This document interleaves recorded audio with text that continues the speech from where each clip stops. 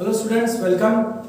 आज का अपना टॉपिक है क्लासिफिकेशन ऑफ क्रिस्टलाइन सॉलिड। ठीक है, तो आज से अपन सॉलिड स्टेट को स्टार्ट करेंगे और इसका पहला टॉपिक अपन पढ़ेंगे क्लासिफिकेशन। ठीक है, तो उसके पहले दो बातों को पढ़ लेते हैं, एक आइसोमॉर्फिज्म और एक है पॉलीमॉर्फिज्म। ठीक है, आइसोमॉर्फस और पॉलीमॉर्फस ऐसे दो टाइप्स के क्रिस्टल्स मिलते हैं।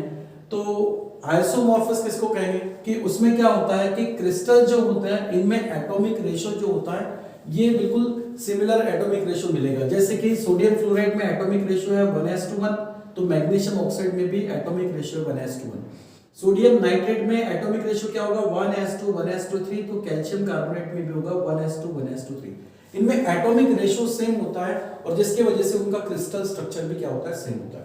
So when two or more crystalline substances have the same crystal structure, जब दो या दो से ज्यादा substances, crystalline substances जिनका स्ट्रक्चर सेम होता है उनको हम आइसोमॉर्फस कहते हैं और जो फिनोमेना होता है उसको अपन आइसोमॉर्फिज्म कहते हैं। ओके, पॉलीमॉर्फिज्म ये एक फिनोमेना है जिसमें क्या दिखाई देता है कि एक सिंगल सब्सटेंस जो होता है उसके डिफरेंट क्रिस्टलाइन स्ट्रक्चर मिलते हैं। सब्सटेंस एक ही होगा लेकिन उसके डिफरेंट क्रिस्टलाइन स्ट्रक्चर मिलेंगे जिसको अपन एलोट्रॉप भी कह सकते हैं। जैसे कि फॉर एग्जांपल कार्बन के जो एलोट्रॉप है रोम्बिक और मोनोक्लिनिक, ठीक है, जिनका स्ट्रक्चर जो है क्रिस्टल स्ट्रक्चर डिफरेंट है, हालांकि दोनों एक ही सब्सटेंस से बने हुए हैं बट उनका क्रिस्टल स्ट्रक्चर डिफरेंट होता है, तो उसको अपन क्या कहते हैं, पॉली फिनोमेना को कहेंगे पॉलीमॉर्फिज्म, और जो सब्सटेंस होता है उसको बोलते हैं पॉलीमॉर्फस। ठीक है, आइसोट्रॉपी क्या होगा कि ability of amorphous solid to exhibit identical physical properties. Amorphous solid की फिजिकल प्रॉपर्टी जो होती है वो आइडेंटिकल होती है। हाँ, वो फिजिकल प्रॉपर्टी मेजर करते वक्त अगर हम डिफरेंट डायरेक्शन से भी मेजर करें तो भी फिजिकल प्रॉपर्टी सॉलिड में, ठीक है, क्रिस्टलाइन सॉलिड में सिमिलर दिखाई देती हैं।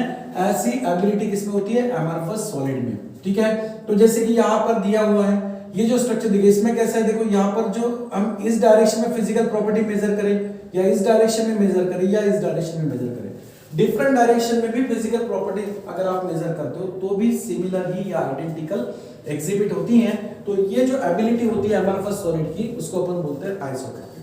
ठीक है, अब देखो क्रिस्टल जो है, क्रिस्टल स्ट्रक्चर जो है, इन क्रिस्टलाइन सॉलिड को हम क्लासिफाई कितने पार्ट्स में कर रहे हैं, यहाँ पर 4। जैसे कि पहला है आयनिक सॉलिड और क्रिस्टल, दूसरा होगा कोवेलेंट नेटवर्क क्रिस्टल या सॉलिड, मॉलिक्यूलर सॉलिड बोल सकते हो, क्रिस्टल भी बोल सकते हो, या मेटेलिक सॉलिड। ओके, तो उसमें सबसे पहले अपन दो क्रिस्टल स्ट्रक्चर को देखते हैं। पहला है आयनिक सॉलिड और क्रिस्टल। आयनिक क्रिस्टल क्या होता है, आयनिक सॉलिड में, आयनिक क्रिस्टल में ये जो क्रिस्टल कंस्टिट्यूएंट पार्टिकल से बनता है वो सभी कंस्टिट्यूएंट पार्टिकल्स क्या होते हैं, आयंस होते हैं, मतलब कैटायंस एंड एनायन।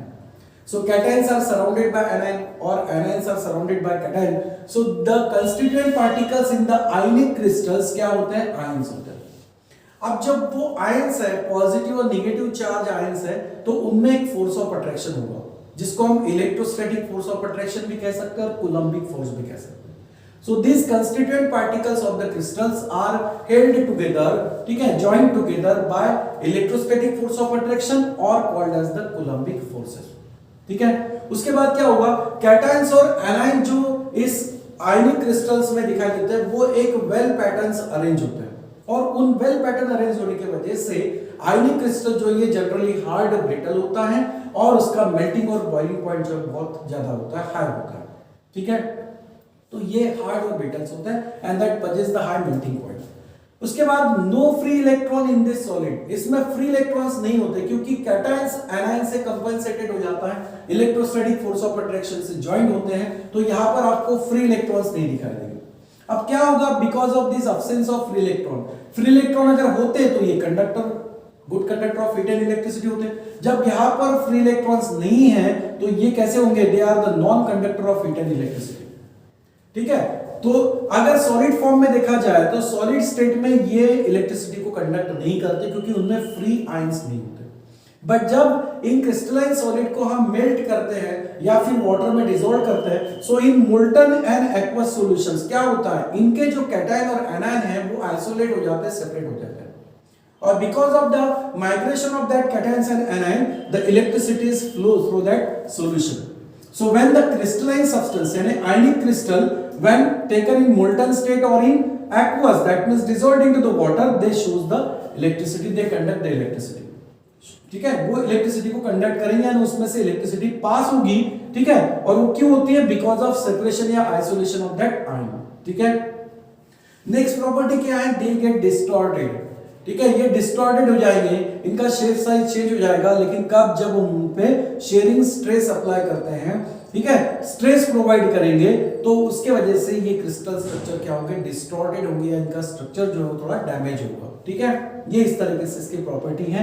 और लास्ट में एग्जांपल्स देखो क्या है, सोडियम क्लोराइड है, ठीक है, जो हम यूज करते हैं कॉमनली, सोडियम क्लोराइड हुआ, potassium sulphate, calcium chloride, calcium potassium chloride, ये जो है these are the examples of that ionic crystal, ठीक है। सो नेक्स्ट है क्लासिफिकेशन, सेकंड है कोवेलेंट नेटवर्क सॉलिड और कोवेलेंट नेटवर्क क्रिस्टल, ठीक है। तो इसमें जैसे कि आयनिक क्रिस्टल्स के बाद में सेकंड है कोवेलेंट नेटवर्क सॉलिड या क्रिस्टल्स, इसमें भी उसी तरीके से प्रॉपर्टीज पढ़नी है जैसे कि हमने आयनिक क्रिस्टल्स में देखा था। यहां पर कंस्टिट्यूएंट पार्टिकल्स आयन थे, बट कोवेलेंट नेटवर्क में जो कंस्टिट्यूएंट पार्टिकल्स होते हैं वो क्या होते हैं, एटम्स होते हैं। So constituent particles in covalent networks are atom, और ये एटम एक दूसरे से ज्वाइन होते हैं by covalent bond, by mutual sharing of electron. यहां पर एक्चुअली कंस्टिट्यूएंट पार्टिकल्स आयंस होते हैं, और आयंस एक दूसरे से इलेक्ट्रोस्टैटिक फोर्स ऑफ अट्रैक्शन से बाइंड होते हैं, जबकि कोवेलेंट नेटवर्क सॉलिड में एटम्स ये कोवेलेंटली बॉन्डेड होते हैं। So the atoms are joined with the covalent bond. Covalent bond join होने की वजह से ये जो सब्सटेंस या क्रिस्टल दिखाई देता है, ये रिजिड होता है और जेड मॉलिक्यूल फॉर्म करता है। इसका मतलब ये होता है कि इस मॉलिक्यूल में आपको लार्ज नंबर ऑफ एटम्स दिखते हैं जो एक दूसरे से कोवेलेंटली बॉन्डेड होते हैं। सो जब सब्सटेंस में huge number of atoms present हो या मॉलिक्यूल्स में, ठीक है, जेड मॉलिक्यूल यानी एक ऐसा मॉलिक्यूल बनाता है जिसमें नंबर ऑफ एटम्स क्या होते हैं, ह्यूज अमाउंट, लार्ज अमाउंट में होते हैं, और जो कोवेलेंटली एक दूसरे से बॉन्डेड होते हैं, नेटवर्क बनाते हैं। सो दे आर द जेड molecules and are rigid. Next है they are very hard and incompressible, ठीक है, इनमें एक खास प्रॉपर्टी होती है कि बहुत हार्ड होते हैं और इनकॉम्प्रेसिबल होते हैं, और इनका हार्डनेस बहुत ज्यादा होने की वजह से इनका हम जो यूज करते हैं खास तौर से कटिंग में, ग्राइंडिंग में, पॉलिशिंग में, उनमें हम इन एलिमेंट्स, इन क्रिस्टल्स को यूज करते हैं, इस सब्सटेंस को यूज करते हैं। So they are very hard and incompressible. Hard होता है, इनकॉम्प्रेसिबल होता है, कोवेलेंट बॉन्डेड है, स्ट्रॉन्ग बॉन्ड होता है, इसके वजह से उनका मेल्टिंग पॉइंट और बॉइलिंग पॉइंट भी क्या होता है, हाई होता है, ठीक है। So they have high melting point and boiling point since in covalent bond electrons are localised and immobile. दो एटम्स के बीच में कोवेलेंट बॉन्ड होता है म्यूचुअल शेयरिंग ऑफ इलेक्ट्रॉन्स की वजह से, तो वो इलेक्ट्रॉन्स दो एटम्स के बीच में सेंटर में होते हैं और मोबाइल नहीं होते हैं, मूवमेंट नहीं होता है। इसलिए जब इलेक्ट्रॉन्स का मूवमेंट ही नहीं होता होगा तो उसमें इलेक्ट्रिसिटी फ्लो होगी क्या, नहीं। So these solids are poor conductor of heat and electricity, ठीक है, हीट और इलेक्ट्रिसिटी के लिए ये कैसे होते हैं, पुअर कंडक्टर, ठीक है। और इनके जो एग्जांपल्स हैं जैसे कि डायमंड है, ठीक है, जिसका ग्लास कटिंग के लिए यूज किया जाएगा, तो ये बहुत हार्ड होता है। क्वार्ट्ज क्रिस्टल, ठीक है, सिलिकॉन ऑक्साइड, ये हार्ड होगा।